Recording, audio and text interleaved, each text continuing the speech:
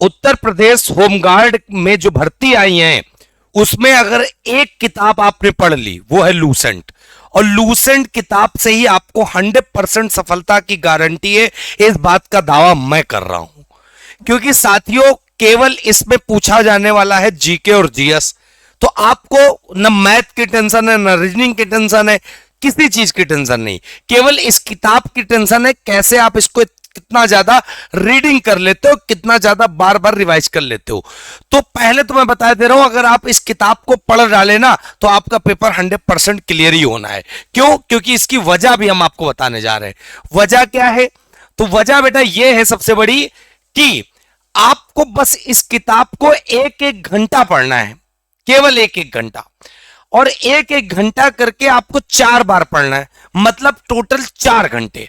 और 4 घंटे में यह नहीं है कि आप ये सोच रहे हो कि इतिहास पढ़ना चालू किया तो पहले पेज से स्टार्ट हो गए, लगे हो इतिहास में ही। नहीं, आपने शुरू किया है, जैसे पहले घंटे में आप पढ़े तो इतिहास पढ़ डाले, फिर दूसरे घंटे में गए तो पॉलिटी वाला पहला चैप्टर देख डाला, तीसरे में गए तो इकोनॉमिक्स का देख लिया, चौथे में गए तो मतलब साइंस का देख लिया। मतलब हर घंटे आपको अलग अलग डेली चैप्टर देखने हैं, ठीक है। और सबसे इंपॉर्टेंट पॉइंट बनाने हैं, और पॉइंट उसमें कठिन नहीं बनाने हैं। हाईलाइट जो आपको करना है और शॉर्ट नोट्स जो आपको बनाने हैं ना, बिल्कुल कठिन की तरफ आपको फोकस नहीं रखना है कि आप सोच रहे हो कठिन बनाने। भाई आप जब पढ़ रहे होगे तो वहां पर एक प्रकार से यह मान लेना कि आपको बहुत ही जो नॉर्मल है, जैसे मान लो महात्मा गांधी का जन्म कहां हुआ, महात्मा गांधी के प्रमुख आश्रम दिए होंगे, ठीक है। महात्मा गांधी ने सत्याग्रह का सबसे पहले प्रयोग कहां किया था, ये इन सारी चीजों पे ध्यान देना है। तो ये 2 पॉइंट आप सीख गए। अब पढ़ना क्या है, ये इंपॉर्टेंट चीज है। पढ़ना ये है कि होमगार्ड के लिए आपके पास कोई बहुत स्टैंडर्ड का पेपर नहीं आ जाएगा, बहुत ही बेसिक से सवाल पूछे जाएंगे। और सवाल कैसे होंगे तो मैं आपको बता दे रहा हूं। जैसे इतिहास आपने ओपन किया सिलेबस के अकॉर्डिंग, इतिहास में प्राचीन है, मध्य है, आधुनिक है, क्लियर है। और स्वतंत्रता संग्राम को अलग रख लेते हैं हम लोग। अब अगर तुम सोचोगे इसमें इंपॉर्टेंट क्या है बेटा, तो इसमें इंपॉर्टेंट सबसे ज्यादा हो जाएगा मॉडर्न, मतलब सबसे महत्वपूर्ण हो जाएगा। और स्वतंत्रता संग्राम मतलब बहुत जरूरी हो जाएगा। क्यों? क्योंकि सारी चीजें तो उसी में है कि आजाद हिंद फौज का गठन कहां हुआ, ठीक है, और सुभाष चंद्र बोस ने फॉरवर्ड ब्लॉक की स्थापना कब की थी, भारत को आजादी जब मिल रही तो उस समय गवर्नर जनरल कौन थे, चौरी चौरा कांड कब हुआ। तो स्वतंत्रता संग्राम भाई बहुत इंपॉर्टेंट टॉपिक माना जाएगा आपका, तो हम इसीलिए लिख दिए ये बहुत जरूरी है। और आधुनिक वाला महत्वपूर्ण है इन तीनों की तुलना में। बाकी तो आप इनके भी पॉइंट देखोगे। प्राचीन में जैसे वेदों की संख्या 4 है, सबसे प्राचीन वेद कौन सा है, इस तरह के सवाल आपको वहां पर देखने को मिल जाएंगे। जैसे पुराण पूछे गए आपसे तो पुराण बताने होंगे, सबसे पुराना कौन है, संख्या कितनी है, ये सारी चीजें। फिर अगर जब आते हो आप भूगोल में, और ये नहीं कि इनका आप डीपली अध्ययन कर रहे हो भाई, कि एक एक चीज माल रटे पड़े हो, नोट्स बनाए, कोई आवश्यकता नहीं है। होमगार्ड का पेपर देने जा रहे हो, बस आपको नौकरी लेनी है, अपने जिले स्तर की कटाप बनने के, तो उसी हिसाब से आपको पढ़ना है, ठीक है। भूगोल में जब आओगे तो वर्ल्ड और इंडियन दोनों आपको दिखाई पड़ेंगी, लेकिन सबसे इंपॉर्टेंट बात आ जाती है, क्या वर्ल्ड से इतना ज्यादा आएगा? नहीं आएगा। ज्यादा आपको मिलेगा इंडियन ज्योग्राफी से, वो भी इंडियन ज्योग्राफी के जो आपके पॉइंट वाइज होंगे। पॉइंट का मतलब आप समझ रहे हो, जैसे भारत में काली मिट्टी में कौन सी खेती के लिए उपयुक्त होती है, भारत का दक्षिणी राज्य कौन सा है, भारत का पश्चिमी बिंदु कौन सा है, इस तरह के सवाल आपको मिलेंगे। फिर वर्ल्ड से अगर कोई टॉपिक निकल कर आएगा वो ये कि विश्व के देश, उनकी करेंसी क्या है, उनकी कैपिटल क्या है, यहां से सवाल 100% बन जाएंगे। उसके बाद वाटरफॉल, जलप्रपात हो गए, झील हो गई, नदियां हो गए, बांध हो गए। अब वो चाहे इंडिया के हो चाहे वर्ल्ड के हो, दोनों जगह के 100% यहां पर पूछे ही जाने हैं, ठीक है। फिर बच्चे आ जाओ आप संविधान में। संविधान में कहने के तो बहुत बड़ा है भाई, 395 अनुच्छेद हैं, दिमाग खड़े हो जाते हैं एक एक अनुच्छेद याद करने में। लेकिन सबसे इंपॉर्टेंट चीज है, संविधान में भी कुछ चुनिंदा ऐसे टॉपिक होते हैं जो आपको पढ़ने पड़ते हैं। जैसे परिचय आपको पढ़ना ही है कि संविधान सभा की पहली बैठक कब हुई, दूसरी बैठक कब हुई, पहले बैठक में स्थायी अध्यक्ष, अस्थायी कौन थे अध्यक्ष, स्थायी कौन थे, ये सारे सवाल बहुत अच्छे से आते हैं। मौलिक अधिकार से सवाल आते हैं, कर्तव्य पूछे जाते हैं, ठीक है। राष्ट्रपति, प्रधानमंत्री, सुप्रीम कोर्ट, हाई कोर्ट का टॉपिक अति महत्वपूर्ण है। बाकी महान्यायवादी, महाधिवक्ता, फिर संसद के बारे में इंपॉर्टेंट आ जाता है, लोकसभा, राज्यसभा, राज्यों की संरचना मतलब विधानमंडल, विधान परिषद, विधानसभा, इन सबसे सवाल जरूर संविधान में बन जाते हैं। और उसके बाद लास्ट में एक सबसे बढ़िया चीज याद कर ली जाती है कि संविधान के प्रमुख अनुच्छेद मतलब इंपॉर्टेंट आर्टिकल पॉलिटी के कौन कौन से हैं, वो यहां पर आपको पढ़ने को देखने हैं, पढ़ने को, ठीक है। फिर आ जाओ इकोनॉमिक्स।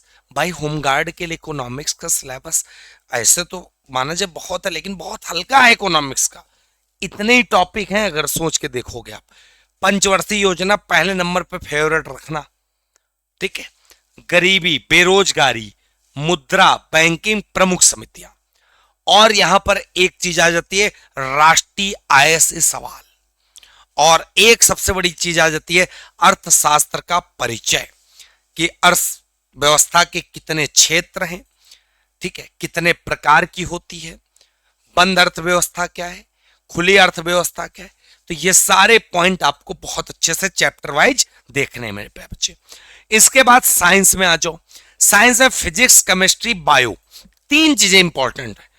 अब तुम कहोगे इसमें हम क्या कर रहे हैं, तो भैया फिजिक्स में जैसे प्रकाश वाला चैप्टर सबसे पहले पढ़ा जाता है, साउंड, मोशन, और सारे आप रट्टा मार वन लाइनर वाले चला दोगे। केमिस्ट्री में जब आओगे प्रमुख तत्वों के बारे में जानोगे कि जैसे हाइड्रोजन है तो हाइड्रोजन को हम भविष्य का ईंधन कहते हैं। रॉकेट में रॉकेट फ्यूल के नाम से जाना जाता है। पीएच मान किसका कितना होता है, किस विलयन का, अम्ल क्षार के बारे में, ठीक है, प्रमुख अयस्क धातुओं के रासायनिक सूत्र, ये सारी चीजें भैया केमिस्ट्री की इंपॉर्टेंट मानी जाती है। बायोलॉजी में अगर जो सवाल सबसे ज्यादा पूछे जाते हैं वो ह्यूमन बॉडी से, कई सारे तो तंत्र ही आ जाते हैं जहां सवाल पूछ ले जाते हैं। विटामिन हो गए, प्रमुख खोज आविष्कारक हो गए, इस तरह बहुत सारे ऐसे टॉपिक हैं। करंट अफेयर्स तुम सोचोगे क्या भाई डेली वाली पढ़े, नहीं यार, होम गार्ड का एग्जाम है तो इसीलिए करंट अफेयर्स केवल प्रमुख प्रमुख टॉपिक वाइज पे ध्यान देना कि जैसे प्रमुख सैन्य अभ्यास हो गए, प्रमुख नियुक्तियां हो गई, ठीक है, प्रमुख प्रमुख जितनी चीजें हों उन पर फोकस करना है कि प्रमुख एप्लीकेशन ऐप कौन से लॉन्च हुए, प्रमुख योजनाएं कौन सी हैं। फिर सबसे अगर महत्वपूर्ण देखोगे 100 में 20 से 25 प्रश्न आपके स्टैटिक जीके जिसको विविध के नाम से जानते हैं, मतलब स्पोर्ट, प्राइज, प्रमुख संगठन, दिवस, अनुसंधान, ठीक है। और लास्ट में हमने लिख दिया अन्य सारे टॉपिक जो सिलेबस में दिए हैं 1 से 2 बार जो पढ़ने, जैसे मानवाधिकार के बारे में कहा गया है यहाँ पे, ठीक है, महिला सुरक्षा के बारे में बात की है, महिला सशक्तिकरण के बारे में टॉपिक दिया गया, यहां से भी सवाल पूछे जाने। तो ये आपको बस करना कुछ नहीं है, आपको उसी बुक में सब कुछ मिल जाएगा। कुछ ऐसे टॉपिक हैं जो आपको अलग पढ़ने पड़ेंगे, जैसे मानवाधिकार लूसेंट बुक में आपको नहीं मिलने वाला, ठीक है।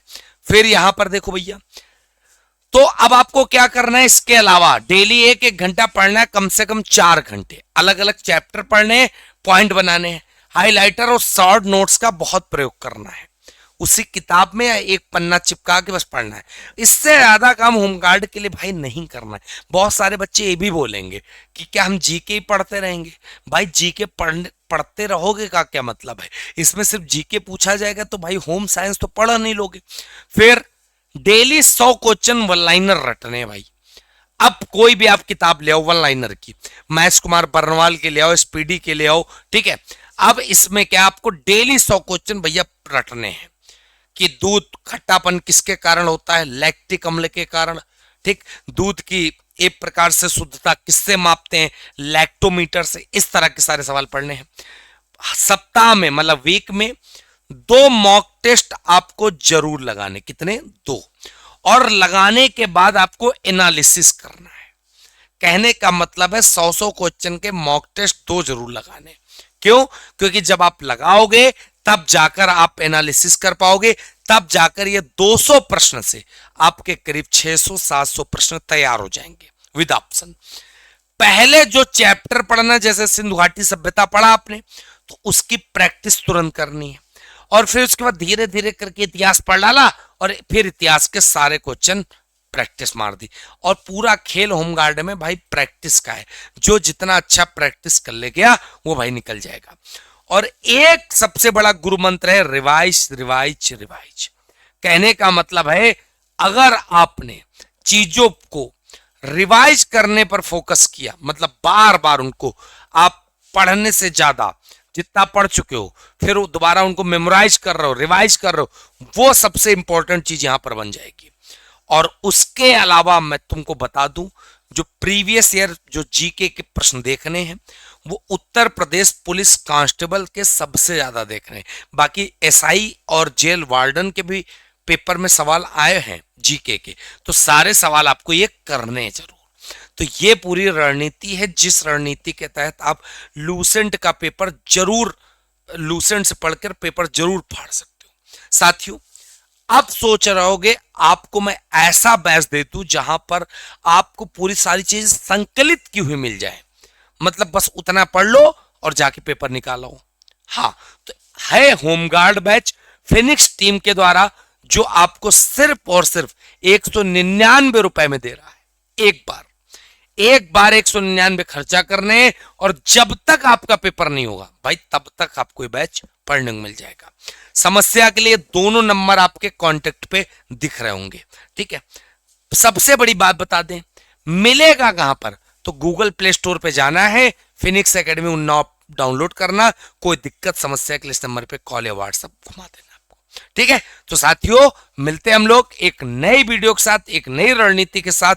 आप इस रणनीति को फॉलो करना, नीली वाली लूसेंट को हाइलाइटर के साथ और रिवाइज करके पढ़ना, और ये किताब आपके लक्ष्य तक जरूर पहुंचाएगी। जय हिंद।